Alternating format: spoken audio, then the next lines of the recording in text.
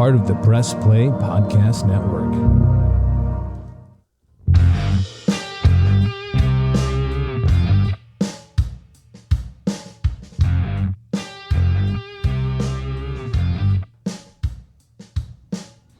Hello, and welcome to the Ball Cars Show. This is the sports podcast for the Sports Collector. I'm Jason Otero. I'm Gary LeMaster. And as always, we are brought to you by the Press Play Podcast Network.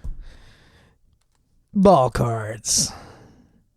You've really planned that one out. You had that sitting in the back of your head, and you just dropped ball cards in a real weird voice. Yeah, I was thinking about singing. It was requested that I sing again. I don't think that's true. No, that happened at the card show. Trace only speaks in sarcasm. No, he was dead serious. Wrong. Huh? Wrong. He does only if he's actually asking you to sing, he's only doing it because it'll piss me off. No, he said Gardner Minshew is the future also in the same sentence. So we know he's not being sarcastic.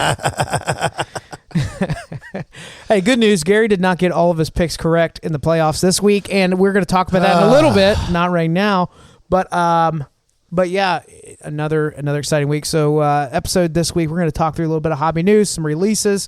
If you missed it, we just started a challenge, the Ball Card Show 5K Challenge. We are not running.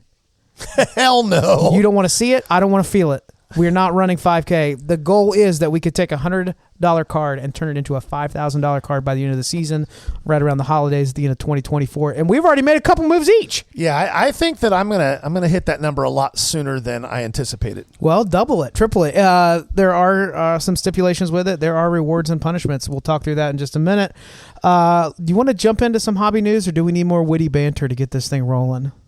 Let's incorporate the witty banter into the hobby news. I'm feeling a little bit more professional than normal today.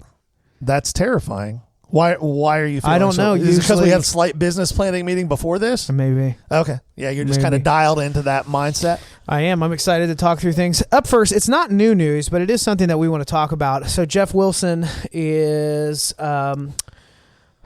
well, I guess background at first. He's Geoff Wilson. Geoff Wilson has announced this brick and mortar store location, a mega church in Atlanta. And if you don't know who Geoff Wilson is... Oh, yeah, that's helpful. Geoff Wilson has a YouTube channel called Sports Card Investor. Geoff Wilson came to fame in the hobby during the pandemic, and somehow, some way, even though damn near every single thing he told people to invest in flopped, damn near everything he touched with his own fingers during the pandemic and investments he made flopped. Star stock, dibs, you name it. I don't think he's touched anything that hasn't turned to a pile of shit. Somehow he still has hundreds of thousands of followers and was rewarded with his own baseball card in Big League this year as one of his short print influencer cards. Somehow this idiot still has a huge following. That's us just reading directly from Wikipedia. That's not an opinion, but that's just what the internet says. So So Will Greer. That's all true. And I'll be honest, as I was getting back into the hobby, I watched a lot of his videos, and I was like, "Oh, this isn't collecting. This is exactly what he's saying. He's talking about investing it really badly." I felt like he was pushing stuff on me, and Lonzo Ball, Will Greer. Yeah, it was a fun run. But yeah. So anyhow, he's trying to open what I think can only be described as a horrifyingly bad idea. It's like a business model that has worked in other industries. It ain't gonna work in this one, but it has. Not in this one. What? So you were calling it the CarMax of card shops. So essentially, we're talking about putting a mega store in, which scares me because there's a reason that. Well, I've been in Burbank is probably my point of reference for the largest well-known shop. Yeah, it ain't that big. No. It's not small, but it ain't that big. No, it's not Walmart. No, not even close. It's about the size of like a Jiffy Lube or Valvoline or like a quick oil change. But I'm sure they have warehouses and storage and all that. But he's talking about a massive building, a place where everyone gathers, the mecca of sports cards. It's going to be so bad. And he also just threw this idea out that maybe people don't need phones anymore because brick and mortar is, what I'm saying is technology's advanced to the point where I don't understand the need for this. But He's looking at a big brick and mortar store, CarMax. What is it? No haggle pricing. Yeah, no haggle pricing, which in this industry, good luck, sir. Turn and cough, sir. He's literally, and he's also telling people that the entire inventory of this massive thing is going to be turning over every 3 weeks. So unless he plans on having a staff large enough to reprice every card. So you back up and explain what he's saying, what the concept is. The concept is, so. Would be awesome if it could work. Yeah. The problem is this market changes too quickly for it to work. So his model is basically this. He's going to have lots and lots of wax and singles. Wax, I think people are kind of conditioned to that it's not very negotiable. Like, people don't usually go into their hobby shop and see a box of Prism for $800 and go, I'll give you 6. Like, that doesn't happen with wax. Mm-hmm. So that part, fine. But singles, that's not how this shit works. Mm-hmm. Yeah. And the market moves so quickly that it's almost impossible to do what he's trying to do. So let's say today, let's talk about CJ Stroud. It's a perfect example. Okay. Now that the Texans are out. Yep. 2 days before the Texans playoff game last week against the Ravens, CJ Stroud stuff hit a peak. Mm-hmm. Base Prisms were selling for $50 to $55. Yeah. Base Donruss rated rookies had settled into $30 to $35. Now we're a week after that, and base rated rookies are $15 to $18. Mm-hmm. Prisms are down to $28 to $30. So what he's saying is that his new shop is going to either completely ignore the realities of the market, or he's going to have to reprice stuff, hundreds of thousands of items based on the size of his store, all the time. I think here's what's going to happen. I think it's going to flop like a mofo. No, I think you're selling this. Don't interrupt me because it's going to make you mad. Okay. You're selling the experience of being at the big. Hold on. Stop. Guys, if you could see. I'm not talking. He is sitting on his hands, covering his mouth like a child that just can't wait to talk back. He is selling the experience of it. He wants everyone to be like, this is the place to be if you love the hobby. There's a Amoeba Records out on the West Coast is similar for like vinyl record collect. They get really cool stuff in there, but the idea is if you haven't been to Amoeba, then you haven't really been to the biggest and the best. I think his goal is this. Here how I think he handles it. I wouldn't be surprised if he integrates some type of software where there is not a single price tag.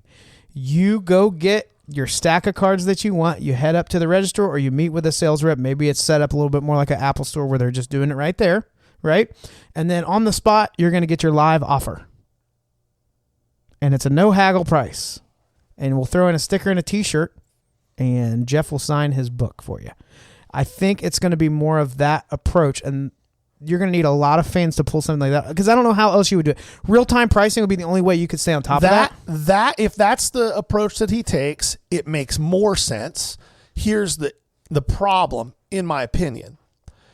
I love that we've built this scenario. We don't even know it's happening, but we're like, but if you're going to do that. But the problem with that whole thing is that we're already seeing huge backlash within the hobby from established hobby participants, not the guys who've come in the last 2 or 3 years and are trying, but established hobby participants have already seen a huge backlash against a lot of these influencers. Yep. Because we all realize that they are a lot of what has caused this hobby to turn into something that in some ways is not as fun as it used to be.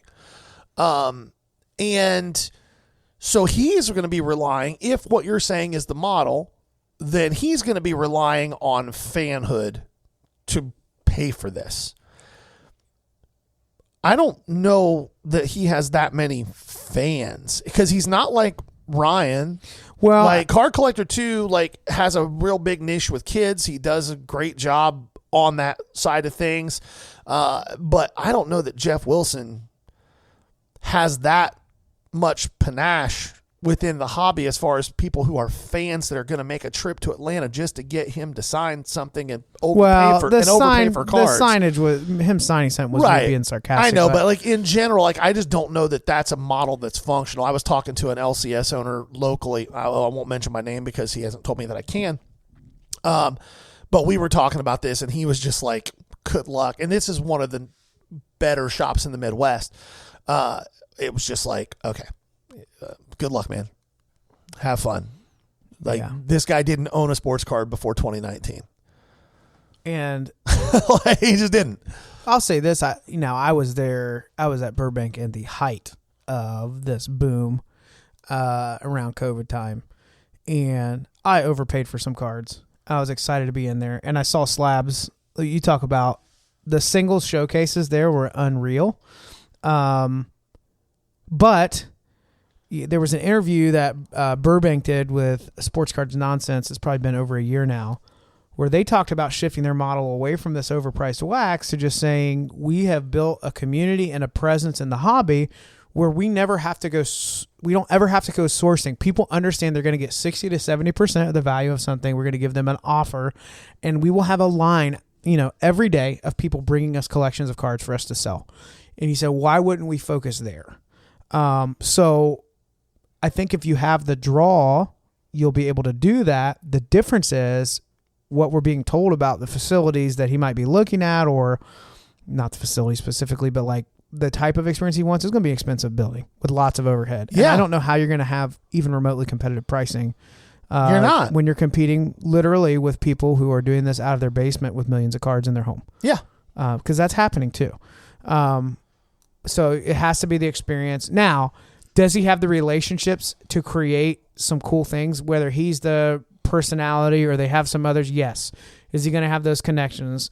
That could play into that, but it is interesting. This is one of the few hobbies where people are typically less excited for something new and more critical. Well, I think that they're less excited for something new when it's being created by somebody that a lot of us feel has been a parasite on the hobby. I feel a little more indifferent, but I wasn't here long enough through it for me to have that kind of reaction to. There are guys who have social media followings, the big social media followings, who could launch a shop, and a lot of us would be very excited for it. Yeah. Geoff Wilson ain't one of those guys. Yeah. All right. I feel like we've nailed that. Okay. It'll be interesting to follow. We'll keep you updated on whatever is happening with that. I wouldn't be surprised if by the time it's time to roll that out, it becomes a more virtual experience. Yeah. Let's talk about a recent release, two of them. Up first will be Absolute Football. So there's been a decent amount of talk about it. We're at $450 a hobby box. That's what it launched at. It might be to $5 now. Yeah, I don't know. We're seeing it break around at one point $700 or more. It's insane. It's a product, and I will say this: people love wholesale cost chasing is like those $248 hits on those boxes. But you don't have. There's a good chance you're losing 90% of that. If you don't hit a kaboom, you're out. Or a super short numbered auto, you're out. The few times I've been in some shops the last couple weeks, it still seems to be a product people buy off the shelf. Well, because people are chasing kabooms, but the product hit has been hit. The one of one CJ Stroud kaboom got hit. And shockingly enough, it did not get hit by Backyard Breaks. It did not get hit by Leighton. It did not get hit by anybody on Fanatics Live. It got hit by some dude in the middle of Indiana who ripped a personal case himself at his house. I jokingly made the comment in the Facebook thread where it showed up that somehow that case got mislabeled at Panini because it was obviously supposed to go to Backyard Breaks. But yeah, the green one of one, the Emerald CJ Stroud, is off of the table. So now you're chasing golds or bases. Yeah. Because if you don't hit one of those, I mean, Absolute is not what you would call a high-end base card product. No. At all. Like, you can still buy Joe Burrow Absolute rookies bases for $1 or $2. Yeah. Like, it just isn't. Yeah, it didn't play. I didn't see it. I didn't see it with that product. I still don't understand it. And even if I was somebody throwing money around on hobby stuff, I would buy Prism 100 times over before I would buy that. Oh, for sure. That being said, I'm not. Other than even Bowman, I'm not buying hobby products. They're just insanely overpriced. If I want an auto, a specific auto or a specific card, I'll just go buy that card for less than the price of the box. And I'm not, I mean, I like to gamble, but I like to gamble where I have a feasible chance. I'd rather play poker or blackjack. Gambling on hobby boxes is insane. Yep.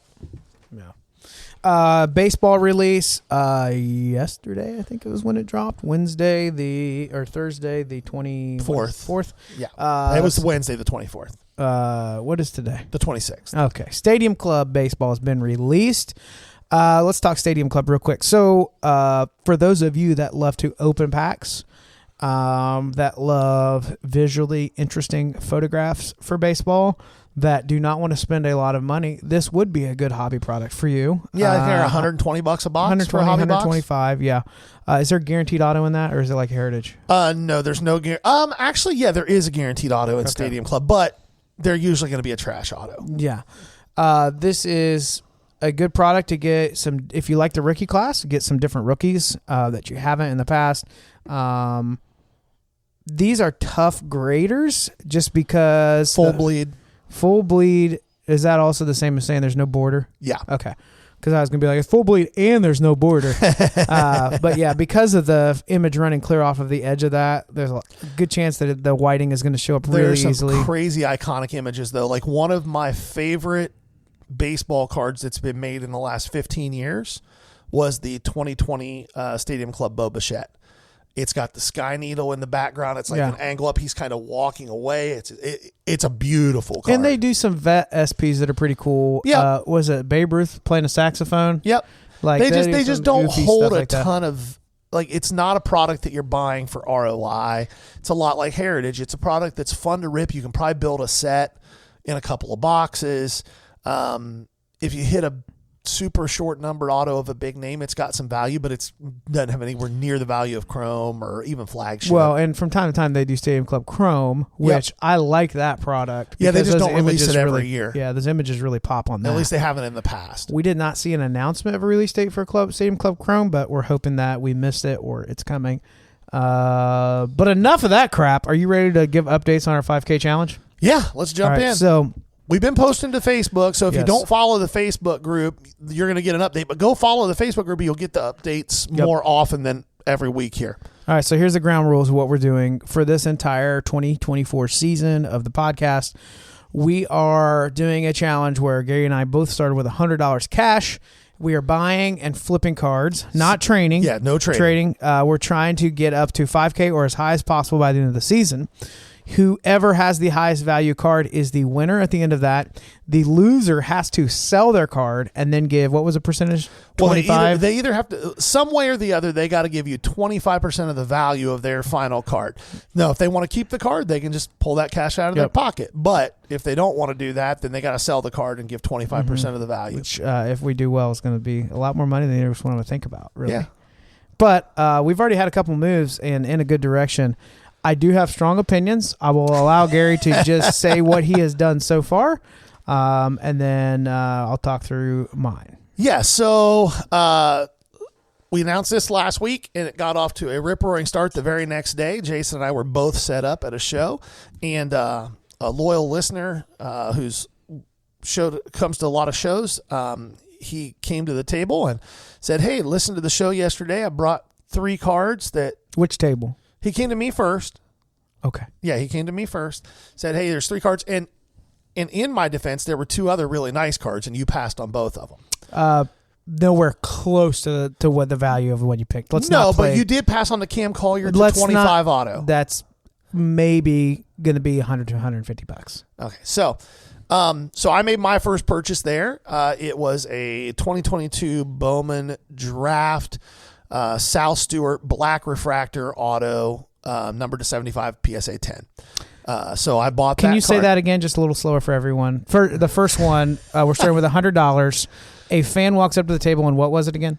A 2022 Bowman Chrome Draft, Sal Stewart, who's a Reds first-round draft pick, autograph, black refractor, numbered to 75. It was a PSA 10.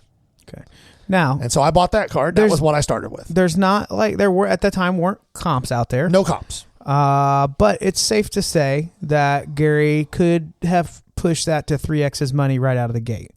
So, but I didn't. I took mercy on you. To quote Jim Harbaugh, some people are just born on third base, which is what happened there. So I'll shut up. Go ahead. Okay, so I picked that card up, and then I had it sold later that day. And I sold it for $255. Same day, which is awesome. And then I turned around. It took about 2 or 3 days to get my next card. I went to a show the next day just in case, and I should have driven to Lima. There's a show somewhat locally, but it was what it was. There were 6 dealer tables. Like it was what it was. I bought a few things, but nothing for this challenge. And then a couple days later, I was able to track down a card that I'm kind of sad as part of the challenge, but it was too good of an opportunity. You could stop now and keep it. No, it's a 2007 Upper Deck SP Rookie Threads Silver Calvin Johnson Auto, numbered to 75. And it's a BGS 8.5. It's a very thick card. There's a total population graded across all companies of 6. There are 2 8.5s. Those are the third highest graded examples. There's a BGS 9.5, a BGS 9, a pair of 8.5s, and then there's a PSA 6 and a BGS 6 in existence. So that card should be in hand in the next day or so, and we'll see where I go from there. But I think the value on that card is between $400 and $500. Yeah. Is what I think the value on that card is. This week with the Lions playing, I can hopefully ride that little Lions push and get that card moved pretty quick. But that's where I'm sitting at right now. Do you mind talking through, because I think it'll be helpful for people listening, when we say we buy it, we sell it, let's tell them where and how. So when you sold the South Stewart, that was on a Facebook group. How many posts do you think you made on that before you got a nibble? I just posted in like 4 rooms all at the same time. I just made a post and then copied and pasted it to 4 different rooms. Now, no surprise, if you know Bowman, it was a really good strategy on his part to go with. Obviously, he already knew that the comps were there. But, the thing that him and I both have to think about is, when will this sell? Right. How quickly? And so for him, it was a recent Bowman pull. It was, not comped yet. And it's in a slab. So that's one that people are probably going to jump on pretty quick. Right. The Reds, because of Ellie, already have a lot of excitement around the prospecting. So it's a team that people keep, just like in the same way, when you had Dominguez and Volpe kind of hit in that same window, then, people were watching that. So you had out of those groups that, and then when it came to sourcing, because you and I ran into a similar situation there, maybe I should just go ahead and then we'll jump into that. Yeah, go ahead. All right. Yep. So I started out at the show. That listener did also offer me a couple of really pretty cards. Bowman's Best is tough because with like a die cut auto, it's a right player. It's a low pop or a low print run. SP. I mean, it was serial number 2. However, it's not out there, and Bowman's Best does cards that are just weird enough where they could fall off quickly. So I decided not to capitalize on that. My idea was I've got to leverage what I feel comfortable with. And so for Gary, he's probably less risk averse when it comes to anything Bowman related because there's just a lot of knowledge around that already. And I have a lot of channels for it. Yeah, a lot of channels for that. For me, my thought was, what can I start with where I have a pretty good baseline without a ton of variation? Because in my opinion, the first $500 worth of sales will be, 500 up to 500 in comps will be challenging. Then I think you'll have a fun little window where people play with margins, and I think it'll get tough again. So I went with Vintage, one of the guys that I've done show. He has his own shows, and he sets up quite a bit. Had a 64 Clementi PSA 4. It was a pretty card. It very presented pretty. really well. Colors are really good on it. Edges weren't completely thrash. It was nice for a 4. He did not want to move off the price a whole lot, but I went and bought another card at full price and then said, now will you give me this where I want it to be? And he worked with me on it. So picked up that Clementi. Comps were 125 to maybe 175. I posted in several groups and got nothing for selling the card outright. Now, I've not been super active in some of these groups, especially like vintage groups. So that's part of it. It's a newer name. Somebody's been in the group a little bit, but no nibbles, getting frustrated. So finally, I just lined it in a group, and a line means, I want 150 for this card, so I need 10 people to pay 15 a spot, and then we'll run off a random. Set it up in a room, couldn't find a runner because apparently that room no longer runs lines. So then I had to apologize, move everybody. It looked super shady. Had to move everybody to another room that would allow it, and then we're able to run it. So I took it from 1 to 150. Buying was a challenge. I thought, my filter is still a couple years ago in the height of the boom, and I'm saying, hey, I've got 150 cash ready to go. Show me your best single card out there with comps. And I'll be honest, I got a ton of pretty cards that were worth about $50 less than what I was asking for. And I was targeting something around 2 to 250 that I could get for 150. Yeah. What I was nervous about was anything football that could be, everybody else trying to sell who was playing that week. That's why I went with a retired Hall of Famer. Yeah. Well, this is about me right now, Gary. But yes, the same philosophy. I don't want to take a big risk here. A lot of what I saw was like super new guys, super low number, like Spectra, Optic, Color, not a lot of slab stuff, or the tried and true slabbed or vintage, but it was comping way less. I'm talking way too long here. Eventually, one of the groups submitted a Luca rookie. It was the Chronicles Obsidian PSA 10 for 150 shipped. It comped. Last comp was 225 on it. I kind of went back and forth, making sure I wasn't getting scammed. Like, hey, why are you moving this for 150? He had lined it and already got a buyback. So he's like, I already got $30 in my pocket, so I'm happy with this. And I said, well, I'm happy too. So that's on the way. I am going to target to get 220, 225 out of that. Yep. And then my next card, the goal will be to get something closer to 3 to 325. Yeah, ideally buying it around that 70% margin. And then if you can sell it between 90 and 100%, or if it's a card that can line at 110%, then you can move pretty quick. It really boils down to like, what's the strategy you want to employ? I've kind of got a strategy in my mind of what I'm doing, and if it's not already apparent, it will become apparent as we continue to go through this.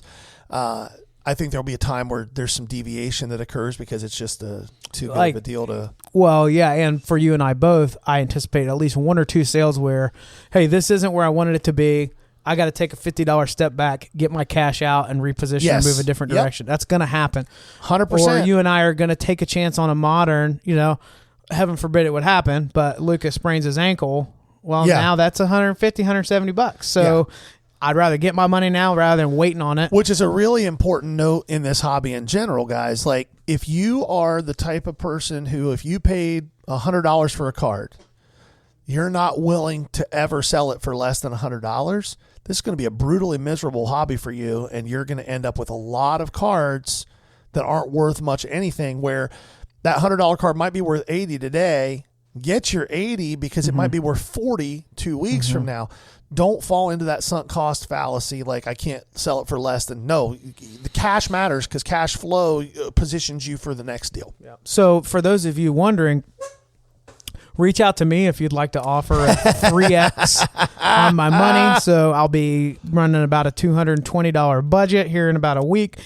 And I'd love to see your cards worth $600. I think it's only fair that happens for me, just like it happened to our buddy Gary. But one of this now, are you comfortable talking strategies at all? Because one of the things that I'm trying to do is in some of these larger Facebook groups, did you hear my jaw pop? I did. That was aggressive.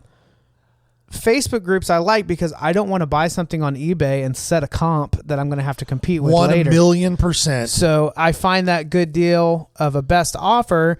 A card's $250, but I just created a comp where now the last comp is $150, and then I have to argue with them saying, well, that's what I bought it for. And they're like, well, then I'm definitely not paying that for it. So I'm shopping in Facebook groups. One thing I started doing this week, when I see people who have a lot of good stuff in the next range I'm going to, and they're having a thread sale, I'm jumping in and I'm spending $20 to $50 on a handful of cards. Oh, for sure. And I'm hoping that in a month or two, when I'm targeting $500 to $750, I'm going to say, hey man, I know I've jumped in the last few sales for you, blah, blah, blah. I saw this card. Is there any chance, and if they say no now, fine, but they're going to remember, and I'm going to stay consistent. If they're putting good stuff in and they're competent where I'm seeing best offers taken, I'm targeting those sellers. I want to see new inventory consistently with them and not the same cards over and over, and see them take some bites at the end of these sales and say, yep, sure, that's fine. I'll let that go. I think Facebook is going to be a big part of this. I think Instagram is going to be a big part of this. I have never purchased a card on Instagram. I also think live shows are going to be a big part of this. So we are, to keep us honest, we are posting the cash we're spending or the transaction via PayPal or whatever, screenshot. Just with the seller or buyer's name crossed off. Before you all turn into Barney Fife, Gary and I have run into a situation. So this last card I bought, I got for $150 shipped, but I had an opportunity to get an A.J. Dillon, Jordan Love, Elite, dual penmanship, rookie on-card auto. Yep. From a guy who had a Facebook name that wasn't his real name, and dude had a chin strap. And he tried to swoop in on my looking to buy post, listing his stuff to anybody that wanted it for over the amount it was spent. So it ticked me off. Yeah. I should have taken him up on it, but I feel like my head is held high.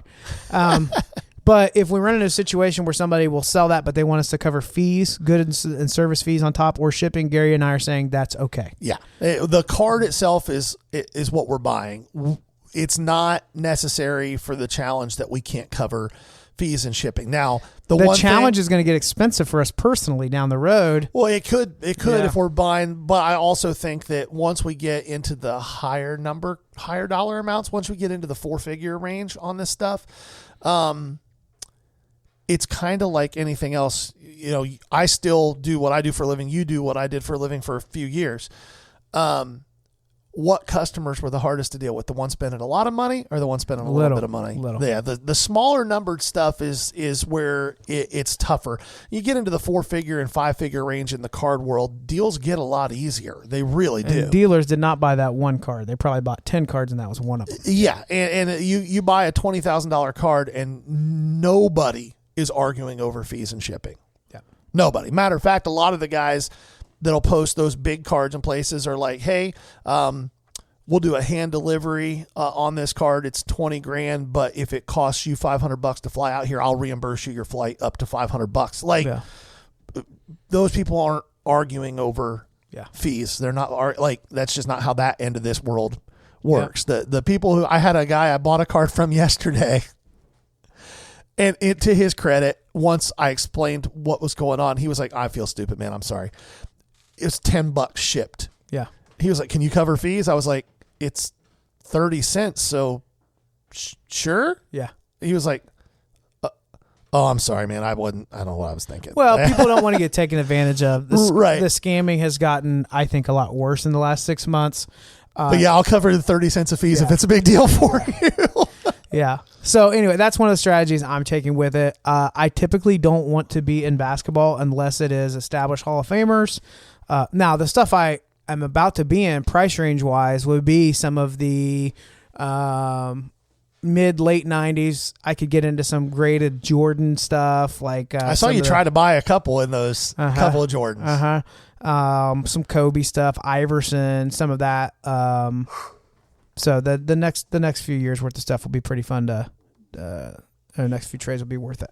Yep. Are you yawning over there? I did. I yawned. I woke up this morning at like 6:45 with the start of a migraine, and that's how I tend to get migraines when I wake up in the morning with one. So I woke up, I went and peed. Your migraines start with the start of a migraine? You guys can't see this because we're not on video yet, but I am flipping Jason off right now.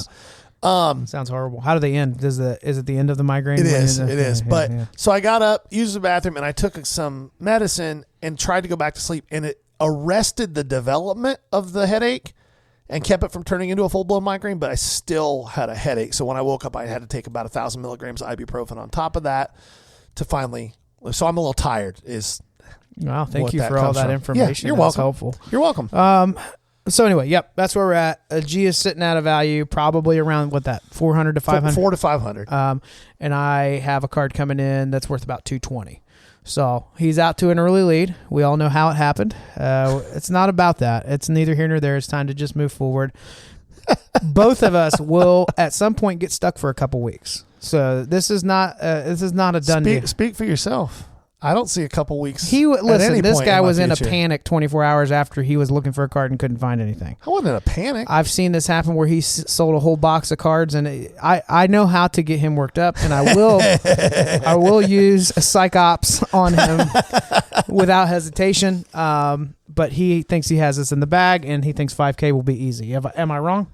I didn't say easy, but it's going to be easier than you think it is. It'll be easier for you than you think it is. Let's say that you get to 7K on this card. Okay.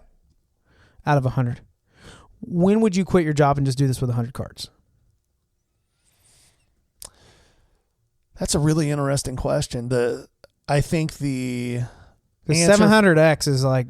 For me, it would be to where I could profit pre-tax about 10 to 12K a month. It wasn't a literal question. I was just trying to get you. Okay. Well, I thought you were. Well, now you know what Gary wants to live off of. Well, I just got to replace my job. So I don't. Show me your W-2s. Okay. That was a shout out to a friend of ours. All right. Let's talk NFL. Well, still good picks, Gary. I was only 75% this week instead of 100. Yeah. Now there was one other take you had that was a little bit off, but honestly, the way the games are going to play out. So let's jump into the one that I was surprised with. I'm sure you were too. Kansas City, Buffalo. First off, two things. I wasn't wrong about what tends to happen with Buffalo that I thought might happen. I was wrong about the level of play we would see from Kansas City. They looked like old Kansas City. They looked really good, man. They looked really good. Receivers running open, guys catching the ball. Rashee Rice might be really good. Now, the stat line on Mahomes, he wasn't. I don't think his numbers were huge, but they were efficient. They were efficient, and when they were needed most, and that's. It also helped. Mahomes, it also helped that we had two games this weekend. This was one of them where field goal kickers drastically affected the outcome of the game. Yeah. So Kansas City takes that, and I would say Kansas City has some momentum going into this AFC Championship game. I was very impressed with everything I saw with Kansas City, and it ticked me off. I never thought in my lifetime I would have this similar disdain that I have with like the Yankees and Dodgers that I do for Kansas City, and that's kind of cool. Yeah, and I think that one of the things that people got to keep in mind, Kansas City looked good. I will give them that. That being said, Buffalo's best linebacker on the field at any point during the game, and they had a couple more guys get hurt. Yeah. Their best linebacker on the field was A.J. Klein, who was literally sitting on his couch for 18 months until 3 weeks ago. Yeah. He was ready to turn in retirement paperwork, and they were like, we have nobody. Can you come play? Yeah. So Kansas City won that game by 3, playing against a team with no linebackers, a banged up secondary. That's 2 weeks in a row too. Yeah. So now they got to go to Baltimore, who's not banged up defensively and whose defense looked lights out against a team that has lit people up offensively all year.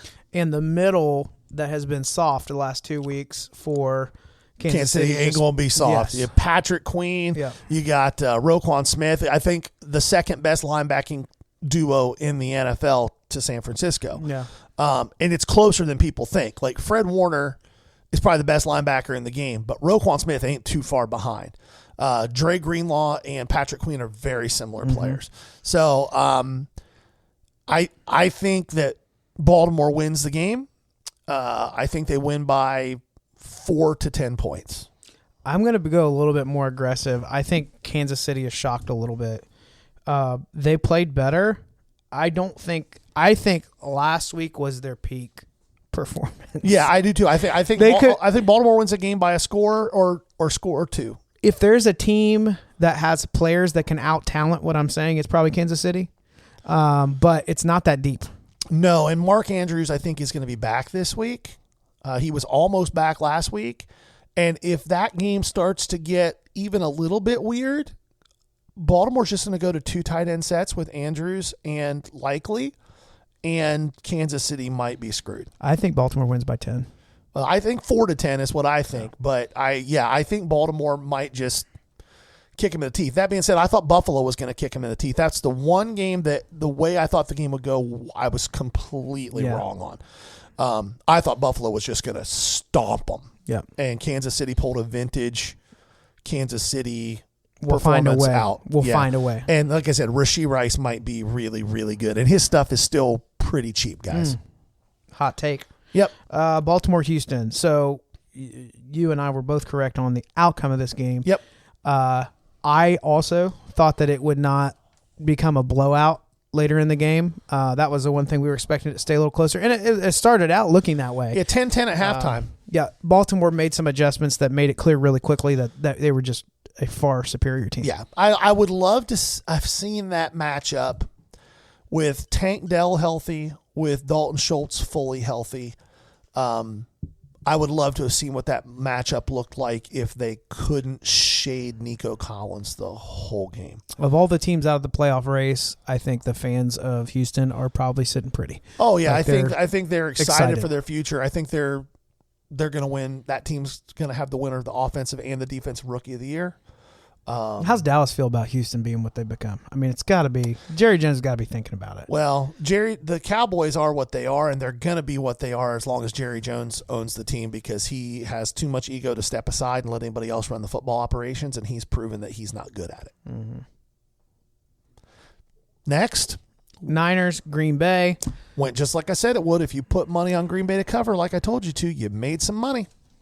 See, just the tone of it. And maybe other people wouldn't be annoyed, but that just annoys the crap out of me how you say it. You've already said it. They know you said it. They listen. It's just a reminder.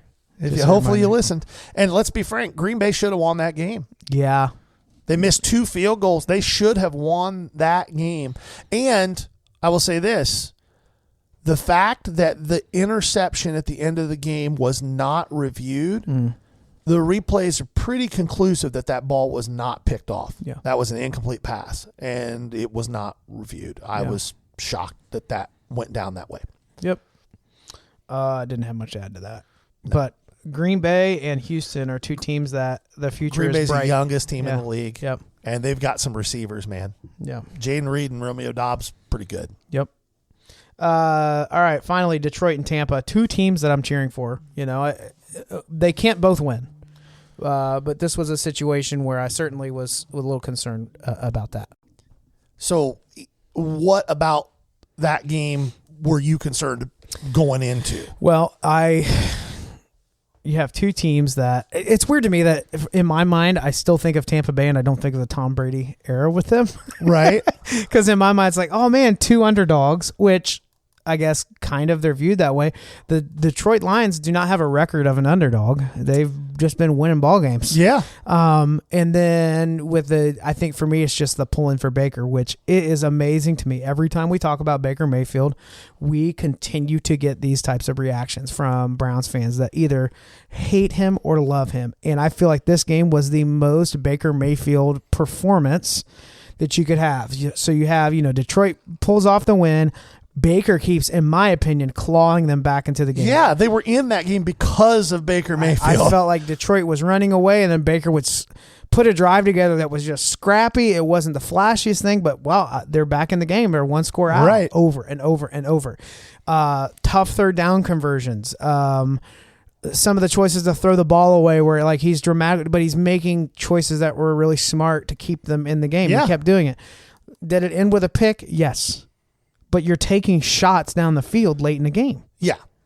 Was it a bad pick? Yeah. It wasn't It's a mental lapse. But it also was a situation where, and I did not, after that game, Todd Bowles, so there was a timeout. They had a timeout left after that.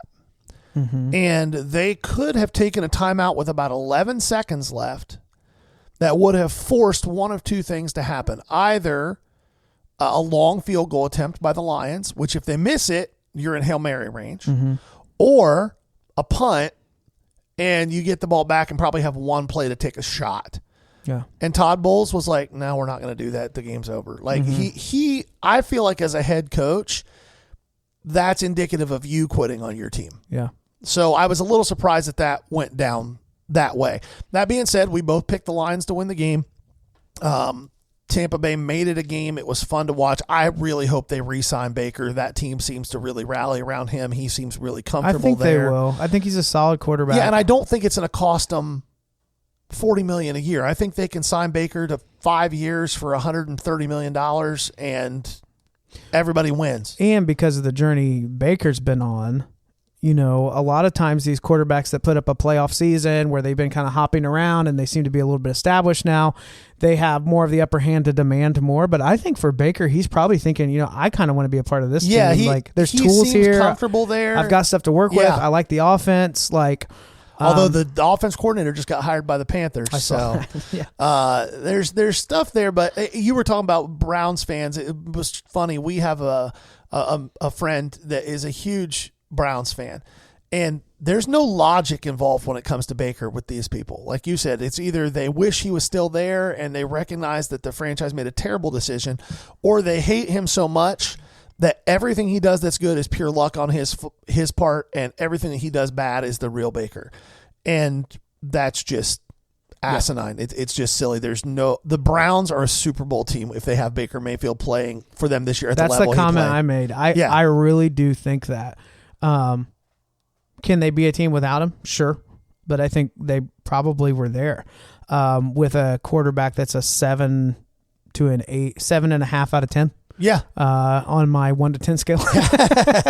I really do feel like he's there with that. So, I think I'll be interested in seeing. I'd love for him to have a lengthy contract and to get his money. I think it's a 4 or 5 year deal at $20 to $30 million a year. Yep. I think in a perfect world, in his mind, they'd like to be at about 30. But when the going rate for top quarterback is 40 to 50 million, that's a pretty good deal if you get a guy that can play at a Pro Bowl level and lead your team. Yep. So we've got these matchups this week. The Niners and Detroit matchup. Say, we already talked about the other one, so I am pulling for Detroit. And after watching, that Niners game last week, they're beatable. Just a lot of weapons. A lot of things have to go right for Detroit for them to win that game. A lot of things do. It's a conflicted game for me. I also am pulling for the Lions. That being said, I would really like to see Brock Purdy win this game. Anybody who actually knows football and understands quarterback play already recognizes how good Brock Purdy is. Mm-hmm. But that's 1 out of every 5 casual football fans. The other 4 all think because he was the last pick in the draft that he somehow is just lucky, and you can plug in any Joe Blow off the street and they would do the same things, which is just asinine stupid. If you watch Brock Purdy play football, he's really good. Does he sometimes get a little funky under pressure? Yeah, but so does damn near every other quarterback on planet Earth when that happens. So there's a part of me that would like to see him overcome that narrative of being a system quarterback once and for all. Like if he can win a Super Bowl, and part of me wouldn't mind seeing a rematch of the Ravens and Niners from a few years back. It was a hell of a Super Bowl. So yeah, I would agree with that. I think that's ultimately going to be the matchup. I think it'll be 49ers, Baltimore. But there's a lot of fun that happens if it's the Lions. You imagine Dan Campbell at press week. I just want Detroit to be amazing to get into the. I'm pulling for the Lions. Now, could the Lions get past Baltimore? That seems like a bigger hurdle than it does for the Niners for me. I think that it would be one heck of a game. Here's why I think that the Ravens are going to be really hard to beat by anybody. Because they've been really hard to beat. Well, Lamar Jackson is playing at such a high level throwing the ball. Yes. Okay? So you got to pick your poison with him. If you want to take the pass away, which is what the Texans did. And then he just lit them up on the ground. How many touchdowns did he have? 2 rushing touchdowns, 2 passing touchdowns, and he could have had more. Mm-hmm. There were times that he stayed in the pocket for 6-7 seconds just looking to throw the ball when he could have taken off and had. So you got to pick your poison. And early career Lamar Jackson, what you did was you took away the run and dared him to beat you with his arm.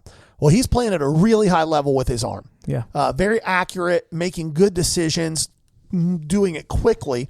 And if you blitz Lamar Jackson and you don't get home, you just gave up a minimum of 15 yards, maybe 50. So you got to, the Niners are the one team that have the linebackers to do that with. Like, if I'm the Niners, I put that on Dre Greenlaw because he's their fastest linebacker, and he's a hook curl player that has nothing but eyes on Lamar Jackson all the time. They're the one team that might be able to pull it off, but even then, it's tough. It's really, really, really tough when you got a quarterback playing at that level with his legs and his arm. Yeah. I don't disagree with anything you said there. And with Mark Andrews coming back this week, which is just confirmed for sure, he's been activated off the IR. That's a big deal. That's huge. Yeah. It's a huge, huge, huge deal. Yeah. Which make Cleveland fans even more upset. Yep. I mean, it is what it is, but it's going to be a fun Sunday this week. You and I are about to be in the lull that is post NFL. What's only a lull for you? I'm in prospecting mode. Oh. I'm in full on prospecting mode. Speaking of that, we do have some really cool stuff coming down the pike. Resources, materials. Yeah, we're going to start trying to provide some more content and value for you guys outside of just the podcast itself, between TikTok and eventually YouTube, but even on the Facebook page. So I'm working on, and it should be finalized either this week or next. So we'll either start this. We might even start it before I'm completely done, because we don't have to be completely done. But I've been working on a project for the last couple years, and I'm finally ready to actually do it. My own top 100 list. So the Ball Card Show top 100 prospects list.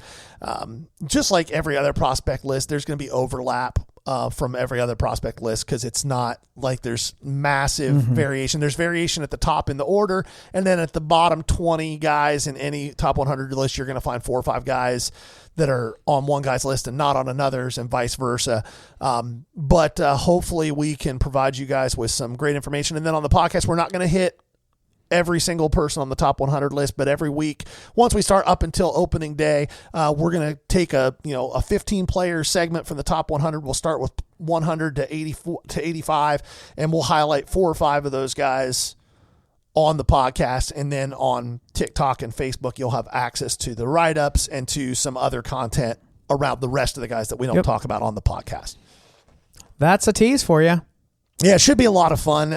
It's a way for me to satiate my desire to just be elbow deep in baseball and baseball prospecting all the time, and balance that against the fact that we realize that while a lot of you guys do enjoy that, not everybody wants to hear nothing but an hour to an hour and a half of me spouting about prospects every single week for 2 months. But there is a slice of the pie of you that are so annoyed that we just made that statement, because you're saying Please all give prospecting. Yeah.